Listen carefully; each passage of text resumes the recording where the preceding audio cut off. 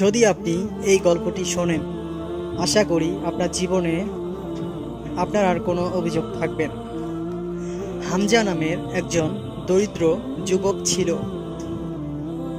তার জীবিকা চলত মাটির জিনিস তৈরি করে, কিন্তু দিন দিন তার ব্যবসা নষ্ট হয়ে যাচ্ছিল। দোকানের চাকা ভাঙা, মাটি নেই, ক্রেতা নেই। প্রতিদিন সে খুব কষ্ট করে রোজগার করত। তবুও ফজরের নামাজের পর মসজিদের সামনে দাঁড়ানো এক বৃদ্ধ লোককে দেখত, তবুও তার খাবারের অর্ধেক ভাগ করে দিত।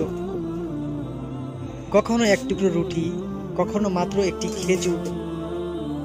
সে ভাবত, আমার যা আছে তা থেকেও দান করব, হয়তো আল্লাহ খুশি হবেন। একদিন আকাশ ভেঙে বৃষ্টি নামলো। ঝড়ে দোকানের কিছু জিনিস ভিজে গেল। পুরো দিনটা দুর্ভাগ্যে ভরা ছিল। পকেটে একমাত্র যা ছিল তা হলো একটি খেজুর। সেই অবস্থাতেও ফজরের পর বেরিয়ে পড়ল। গিয়ে দেখে সেই বৃদ্ধ আগের মতোই দাঁড়িয়ে আছে। হামজা ভিজে কাপড়ে কাঁপতে কাঁপতে সামনে এগিয়ে গেল এবং সেই একটি মাত্র খেজুর বৃদ্ধের হাতে তুলে দিল। বৃদ্ধ এবার মুখে এক মিষ্টি হাসি নিয়ে বললেন, বাবা, আমি প্রকৃতপক্ষে ভিক্ষুক নই। আমি সবচেয়ে বড় এই শহরের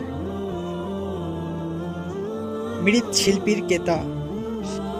আমি এই শহরের সবচেয়ে বড় মৃৎশিল্পের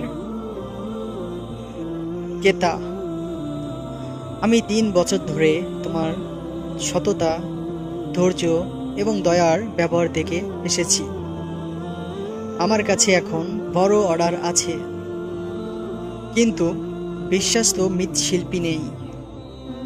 তুমি কি সেই কাজ নিতে প্রস্তুত? হামজা স্তব্ধ হয়ে গেল। যে মানুষটাকে সে ভিক্ষুক ভেবেছিল, তিনি ছিলেন আল্লাহর পক্ষ থেকে পাঠানো এক পরীক্ষা এবং রহমত। এর পরের কাহিনী ইতিহাস। কয়েক মাসের মধ্যে হামজার ছোট দোকান একটি বড় কারখানায় রূপ নেয়। তাঁত তৈরি মাটির সামগ্রী দেশের বাইরে রপ্তানি হয় এবং রপ্তানি হতে শুরু করে। মানুষ অবাক হয়ে দেখে একটি খেজুরের ছদগা একটি বড় কারখানায় রূপ নেয়। কিভাবে এক যুবকের জীবন বদলে দিল। আজও হামজার দোকানের সামনে একটি বোর্ড ঝুলে আছে। একটি খেজুরের ছটকার ব্যাপারে এখনো বোর্ড ঝুলে আছে। তো ভিডিওটি কেমন লাগলো তা আমাদের কমেন্টে জানাবেন।